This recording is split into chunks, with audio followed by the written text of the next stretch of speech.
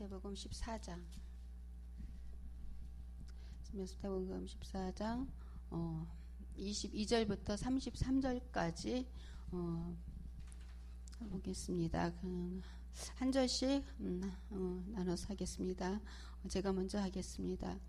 예수께서 즉시 제자들을 재촉하사 자기가 무리를 보내는 동안에 배를 타고 앞서 건너편으로 가게 하시고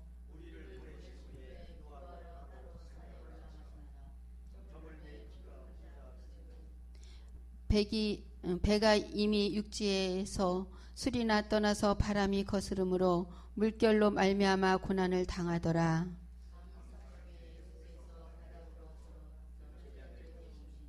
제자들이 그가 바다 위로 걸어오심을 보고 놀라 유령이라 하며 무서워하여 소리 지르거든 베드로가 대답하여 이르되 주여 만일 주님이시거든 나를 명하사 물 위로 올라오라 하소서 하니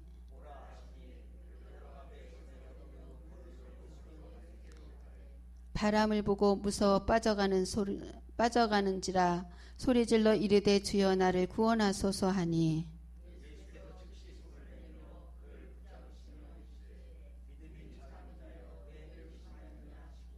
배에 함께 오름에 바람이 그치는지라.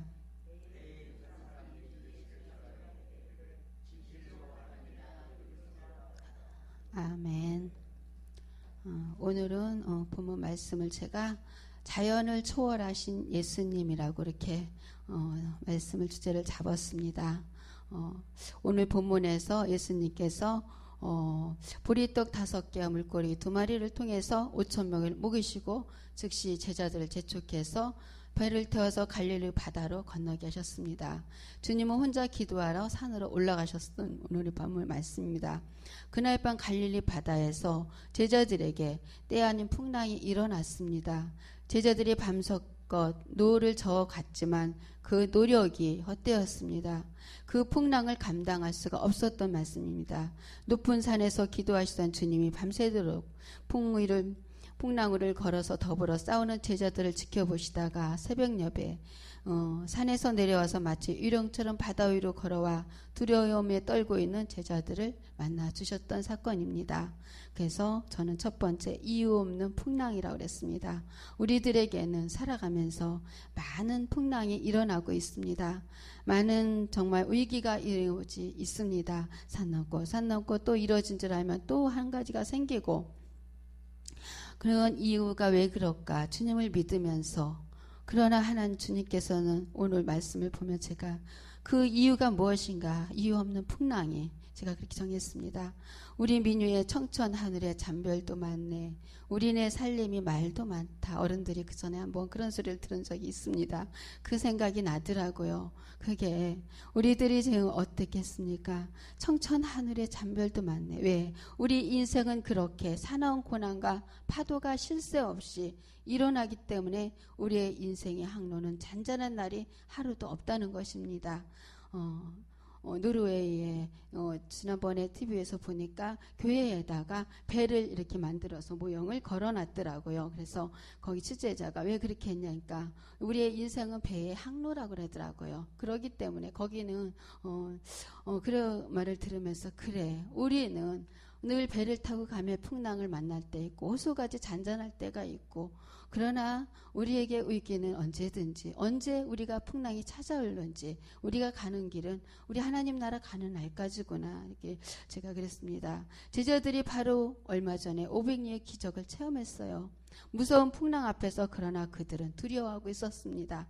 우리들도 예수 십자가의 보혈에 구원을 받았지만 죽음을 물리치고 부활하신 주님을 믿으면서도 위기가 닥치면 모든 믿음을 저버리고 쉽게 우리가 불신앙으로 돌아갈 때도 많이 있습니다.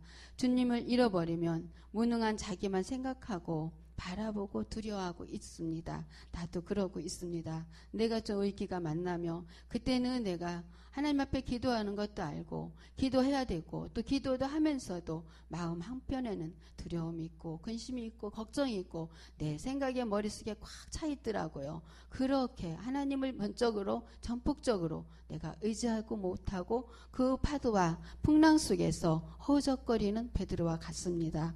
우리의 삶이 파도가 없는 평온한 항해만이 계속된다면 얼마나 좋겠습니까? 잔잔한 호수 같고 연못 같으면 얼마나 좋겠습니까? 그러나 하나님은 창세기부터 지금까지 끊임없이 고난의 풍파를 일으키는 우리 인생을 밀려오게 하셨습니다. 그래서 요셉도 거센 풍랑을 경험한 사람입니다. 채색 옷을 입고 부모의 사랑을 독차지한 그가 갑자기 형들로 통해서 구덩이에서 밑바닥에서 떨어져서 그가 은 20에 팔려서 애굽의 종이 되어서 팔려갈 때 그는 감옥에까지 가게 되는 역사가 일어났습니다. 그러나 그 파도가 잔잔함을 통해서 다시 애굽에서 국무총리가 되어가는 일이 일어났습니다. 하나님 앞에 그가 믿음으로 기도하고 갈 때 하나님의 역사가 일어났던 것입니다. 그래서 모세도 파도를 만날 때 애굽에 태어나서 갈대밭에 버려졌습니다. 그러나 애국 공주의 양아들로 갈 때는 얼마나 높은 위치에서 얼마나 좋았습니까? 그러나 갑자기 파도가 임쳐 미디안의 망명생활도 겪게 되고 파도는 다시 올라오기 시작하였습니다. 그 고난의 길을. 그러나 그는 또다시 하나님께서 계획 속에서 지도자를 세우셨습니다. 우스 땅에 살던 동방의 의인의 욥도 얼마나 의인이었습니까? 그 높이와 깊이가 있어서 그는 의인이었는데 파도가 몰려오기 시작했습니다. 10명의 자녀가 죽고 양과 약대를 모두 잃어버렸지만 종들이 불에 타 죽고 욥은 종인기가 나서 기와의 조각으로 몸을 긁고 자기 생일을 저지할 만큼 그러나 아내마저도 친구마저도 조롱과 이유를 퍼부었습니다. 우리의 인생이 살아갈 때 많은 사람이 어려움을 겪으면 그런 일을 종종 많이 만날 것입니다. 그는 파도에 휩쓸려 파묻혀 버릴 수밖에 없었던 상황에 하나님께서 다시 그 높은 파도의 꼭대기에서 헤엄치고 올라갈 때 수평으로 선으로 하나님의 음성을 그는 들을 수가 있는 복을 받은 자가 되었습니다. 140년을 살면서 아들과 손자 4대를 바라보면서 다시 노년에 그 자녀들을 다시 하나님께서 주셨습니다. 욥을 향한 하나님이 심한 것은 하나님은 결코 자기 백성을 끝까지 지키시고 하나님께서는 포기하지 않으신다는 것입니다. 우리가 어떤 풍랑을 만나더라도 어떤 위기가 있더라도 위험이 따르더라도 물에 빠져 있더라도 하나님께서는 하나님의 백성은 절대적으로 손을 놓지 않으시고 오늘의 본문처럼 우리 주님께서 안심하라 나니 두려워하지 말라 이렇게 말씀하고 계신답니다. 그래서 오늘의 말씀은 어떻습니까? 22절에 무리가 오늘 말씀에 무리가 건너 기도하러 떠나가 24절에 배가 이미 육지에서 수리나를 떠나서 바람이 거스름으로 물결로 말미암아 고난을 당하더라. 이유 없는 고난을 갑자기 베드로가 당했습니다. 예수님을 기도하러 가셨을 때 얼마나 황당했습니까? 그들은 어떤 사람입니까? 어부였습니다. 그런데도 그들은 당하고 있었습니다. 우리의 생각, 우리가 이길 수 있을 것 같고 우리가 할 수 있을 것 같아도 주님이 없으니까 주님이 떠나니까 그 자리에서 그는 허우적거리고 두려워했었던 것이었습니다. 그래서 그는 목수가 그 풍랑은 어땠습니까? 둘째 제가 목수가 아닌 어부들의 풍랑이었다는 것입니다. 예수님은 어떤 목수였습니다. 풍랑을 만나고 어부요 배에 바다에 대해서는 목사님은 어부들만큼은 알지 못하셨을 것입니다. 25절의 밤사경에 예수께서 바다 위로 걸어서 제자들에게 오시니 제자들이 그가 바다 위로 걸어오심을 보고 놀라서 유령이라 하며 소리 지르거늘 소리 질렀습니다. 그러면서 주님 하나님 예수님을 찾았던 것입니다. 그러나 최대의 파도를 만난 분은 어떻습니까? 목수가 아닌 어부였습니다. 어부 왜? 베드로는 어부였지만 우리 주님은 분이 베드로 그 파도를 만났을 때 우리 주님을 이길 수 있게 하시는 분이 우리 예수님이십니다. 베들레헴의 말구에서 사람의 모습으로 태어나셨지만 파도는 하나님의 자리를 비워놓고 천한 말구 위로 택하신 이유가 무엇이겠습니까? 파도는 계속 우리 주님께 일어났습니다.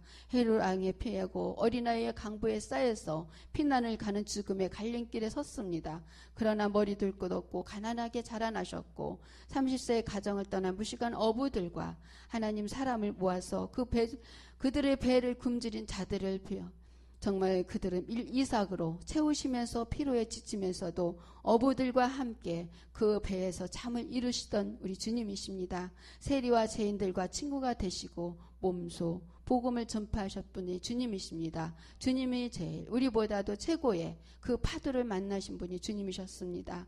그래서 목수가 아닌 어부들의 풍랑이 우리 주님 앞에도 그렇게 함께 당하셨던 것입니다. 파도는 돌풍으로 변하여 제자들에게 배신당하고 가시 면류관을 쓰고 골고다에서 험한 파도로 인해서 창의 허리를 상하게 하시고 피를 남김없이 쏟으셨지만 옷 한 벌 있는 것까지 다 빼앗겼습니다. 우리가 그 옷까지 다 뺏겼다면 벌거벗은 몸을 우리는 어떻겠습니까? 우리는 아마 우리 주님까지는 그 입을 다물으시고 묵묵히 하나님의 뜻을 위해서 인내하시고 참으셨습니다. 우리를 위해서 남의 무덤을 빌려 사흘간 누워 계셨던 주님은 무덤을 열으시고 사흘 만에 사망 권세를 이기시고 승리하셨던 거, 그 파도를 이기셨습니다. 우리가 당할 파도는 주님이 당하셨다는 것입니다. 주님은 온 인류의 감사와 존귀와 대상이 되어주는 것을 온 인류에게 이렇게 보여주고 있습니다. 주님이 파도를 만났던 것을, 우리의 풍랑을 만났던 것을 우리 주님만 하지 않겠습니까? 우리보다도 더 당하신 분이 우리 주님이시기 때문에 주님이 우리를 위로하시고 지금도 우리 주님께서 말씀하고 계십니다. 그날 밤 배를 타고 갈릴리로 건너가던 노련한 어부들은 어땠습니까? 베드로, 안드레, 야고보, 요한, 그들은 모두 갈릴리 바다 출신입니다.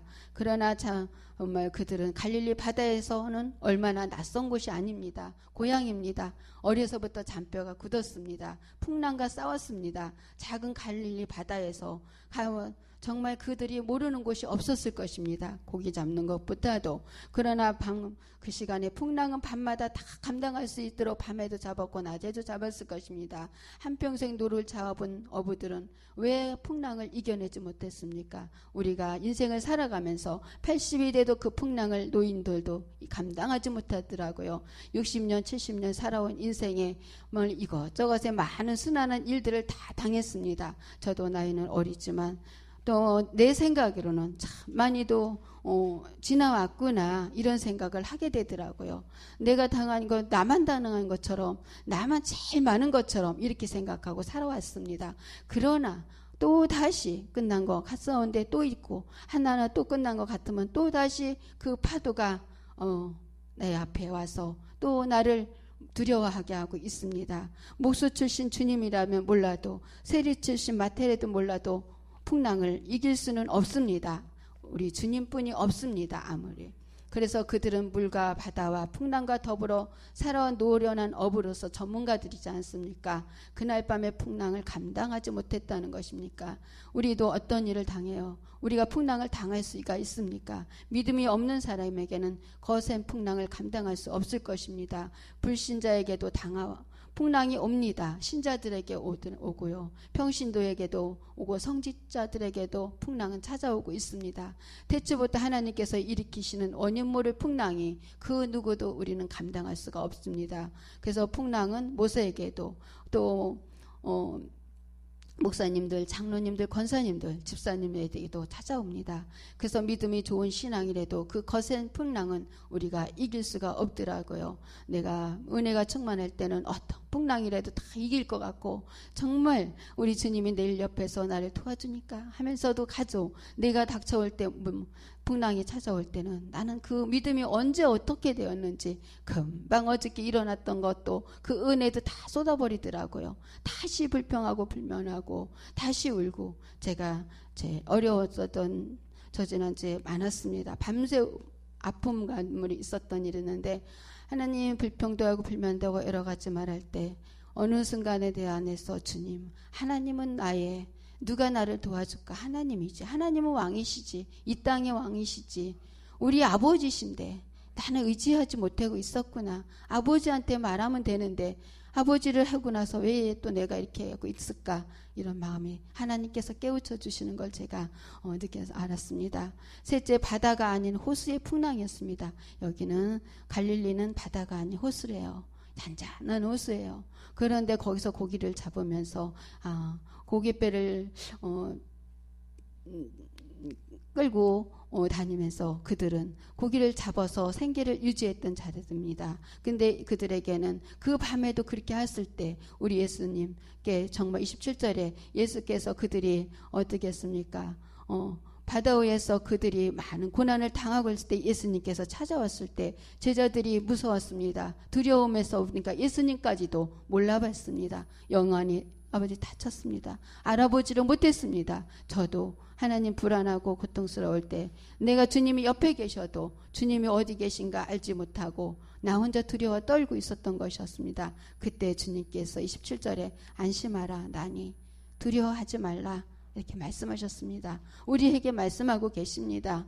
베드로가 대답하되 주여 만일 주님이시거든 나를 명하사 물 위로 올라가게 하옵소서 하니 바람이 오라 하시니 베드로가 배에 내려 물 위에 걸어서 예수께로 가되 바람을 보고 무서워 또 빠져가면서 소리질러 이르되 주여 나를 구원하소서. 이제 눈이 열렸습니다.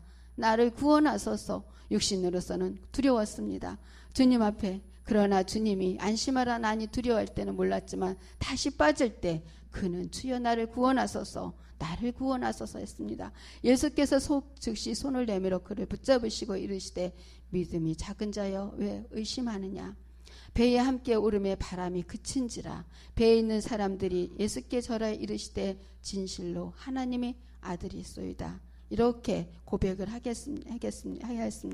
그들은 예수님을 알게 되었습니다. 주님은 그 영안이 열려서 예수님을 보게 되었습니다. 그때까지도 주님은 그런 분으로 안 여겼습니다. 예수님은 왕이시라고 했어도 세상에서 위치에서 나를 지켜줄 뿐이구나 했지 나의 구원자인 것을 몰랐던 것입니다. 그래서 베드로가 하나님의 아들이소이다 이러면서 고백했습니다. 이 풍랑을 잠재울 수 있다면 그는 바로 갈릴리 바다의 주님뿐입니다. 주님이 풍랑 위에 걸어오실 수 있습니다. 주님만이 풍랑 속에 빠져있는 제자들을 손을 잡아주실 수 있는 분이 주님이십니다. 아무리 그가 산을 옮길 만한 믿음이 있어 할지라도 아무리 그가 주님 뜻대로 살았다 하더라도 아무리 교회의 중직자라도 이 풍랑은 벗어날 수가 없습니다. 갈릴리 바다가 아닌 호수에 불과했는데도 우리는 풍랑에 빠져 허적거리고 있습니다. 주님만한 그 풍랑을 맞이했습니까? 해일이 오고 바다가 부서지고 지진이 일어나고 쓰나미가 오더라도 우리는 주님을 붙들고 나갈 때 우리는 승리할 수 있습니다. 우리의 삶도 파도가 일기 시작하면 부모를 여의는 파도가 어떤 부부입니까? 우리가 어떤 의기입니까? 부모로 여의는 슬픔도 있습니다. 우리에게는 파도가 직장에 이르는 슬픔도 있을 것이고 우리가 그런 고통을 당하고 사업도 실패할 때가 있고 가정도 화목하지 못할 때가 있습니다. 질병도 아픔도 병원에 가도 치료도 안 되고 많은 그런 파도가 우리에게 옵니다. 집안에 화재도 나고 재산은 잃게 되고 그런 파도는 우리 죄인은 우리는 인생의 파도에 휘둘려서 허우적거리며 고통당하고 살 수밖에 없는 것이지만 질병의 노예가 되어서 파도 속에서 꼭 주님을 부르셔야 됩니다. 주님은 건강한 자에겐 의원이 쓸데없다 그랬습니다. 병든 자에게 내 질병에서 놓여 건강할지어다. 주님은 우리의 파도, 우리의 풍랑을 아시고 이 땅에 오셔서 이 말씀을 하셨습니다. 우리가 모든 것이 건강하고 우리가 잘할 수 있다면 주님이 어찌 필요하시겠습니까? 주님은 우리를 위해서 그런 우리를 위해서 찾아오셨습니다. 그러면서 우리는 내니 두려워 말라 안심하라고 말씀하셨습니다. 그때 우리는 베드로처럼 주여 나를 구원하소서. 우리는 구원뿐이 없더라고요. 이 세상의 것이 아무리 우리가 많은 것을 누리고 가진다 해도 우리의 풍랑은 여전히 찾아옵니다. 그래서 무서운 불경기가 파도 속에 우리를 괴롭힐 때 파도의 주님은 말씀하십니다. 지식과 모든 총명으로 동성 더 풍성하게 되리라. 사도 요한은 너희는 근심하겠느냐 너희 근심이 도리어 기쁨이 되리라고 말씀했습니다.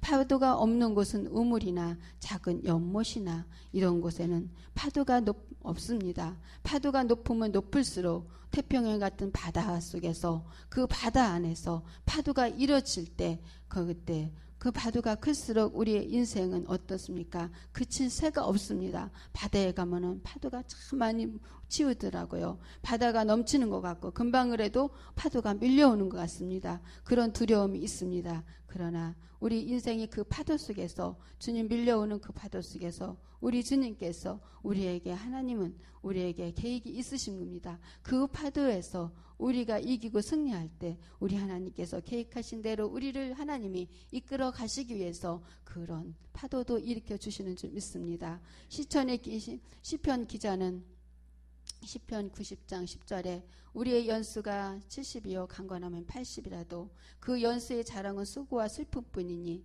신속히 가니 우리가 날아간다.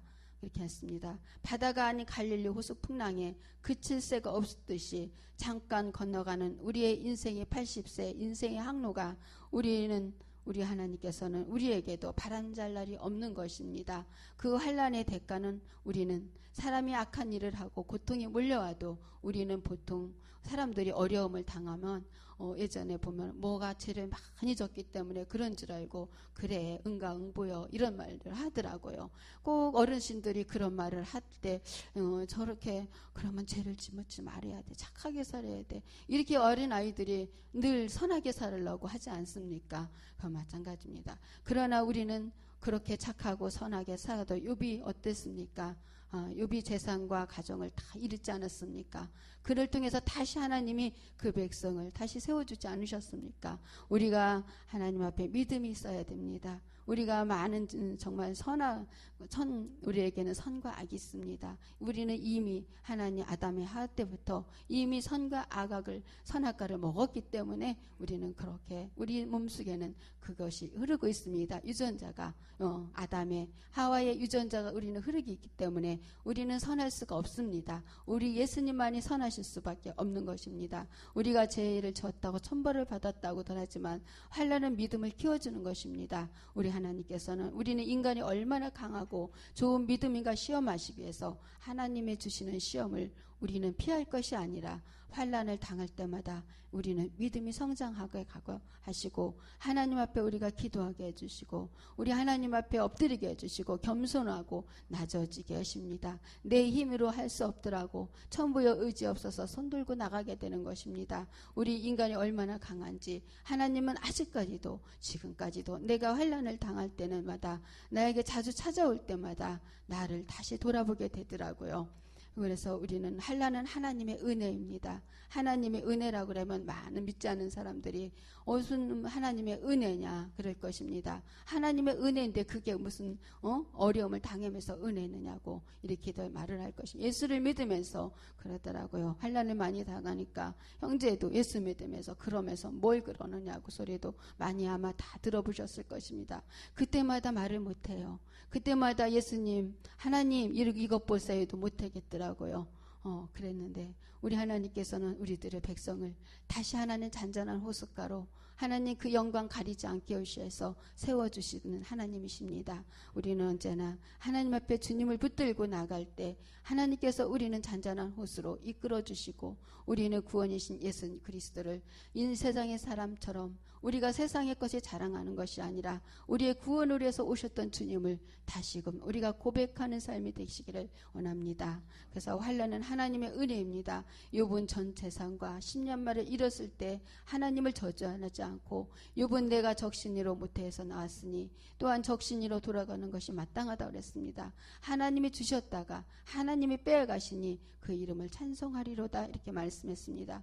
축복을 누리는 것입니다. 그의 소유를 빼앗는 것도 하나님이십니다. 하나님의 은혜입니다. 감사하고 찬양하고 그 태도가 환난을 당하나 우리 하나님 백성들은 믿음의 소유자가 되시기를 원합니다.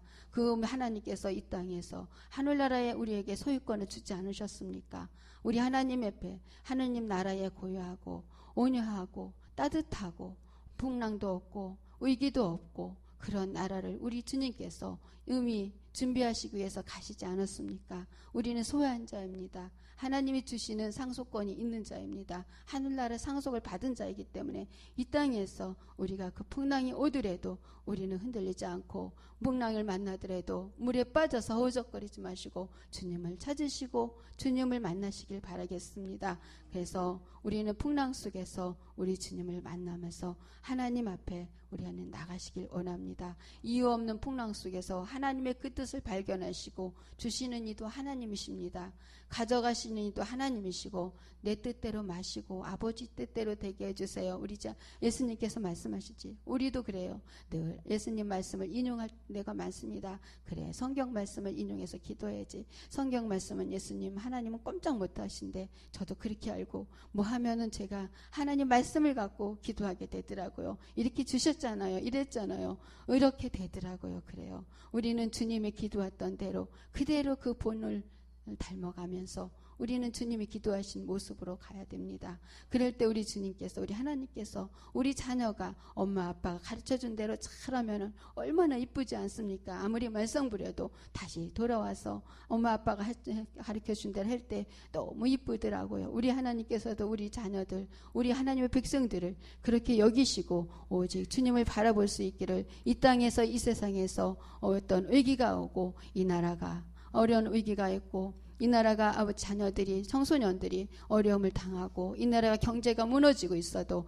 하나님의 뜻 가운데 섭리 가운데 이뤄가는 줄 믿습니다. 그럼을 통해서 우리는 주님 앞에 나만이 아니라 모두가 이 땅 위에 하나님의 백성들을 위해서 하나님은 기도하시기를 바라고 계신 것입니다. 이 배에 탄 아버지 그들의 어부들도 베드로만이 아니었습니다. 그들이 전체, 그 민족이 전체 백성들을 우리 주님께서 다 그들을 찾아다니시면서 먹이시고 입히시고 고치시고 그들의 말씀을 강론하시고 그 어려운 고난을 겪으셨습니다. 우리에게 향하신 우리 주님은 그 제자의 본, 십자가를 지고 따르는 그 본을 우리 주님은 원하시고 계십니다. 우리의 풍랑이 아닌, 나의 풍랑이 아닌 우리의 백성들의, 우리 하나님의 자녀들의 고난을 함께 누리라고, 함께 의료하고 함께 기도하기를 원하시고 계시는 것입니다. 그래서 우리가 하나가 되어서 우리의 삼겹줄이 끊이지 않고 주님 사랑해서 사랑 안에서 하나님을 바라보면서 우리 주님 안에서 구원의 하나님을 바라보시기를 원합니다. 그래서 풍랑 속에서 우리가 승리하는 자가